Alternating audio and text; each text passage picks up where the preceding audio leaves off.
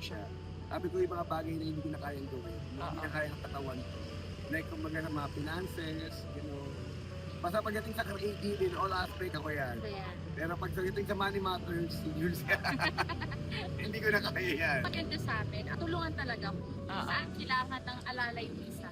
Doon talaga sumusuporta yung bawat isa. So, more than sa partner, talaga mas partner in life yung nangyayari sa amin. Minsan nga pag nag-uusap kami, honestly, hindi lang naman kasi ito yung trabaho namin. Hindi lang naman ito yung ginagawa namin.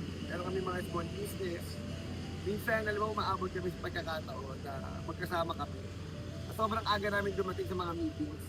Nandun kami sa kotse, mga 1 hour na, minsan nandun na kami sa location, nagkitay na kami sa meeting namin. Nandun kami sa kotse, tutulog. Sabi namin sa sarili na, So kasi busy. kailangan pa ba natin itong gawin?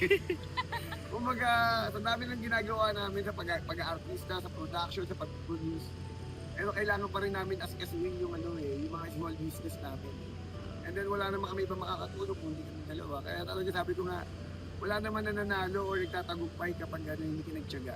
Yun lang talaga ang inaano namin. Sabi ko nga, kailangan lang talaga magsunod kami magtyaga.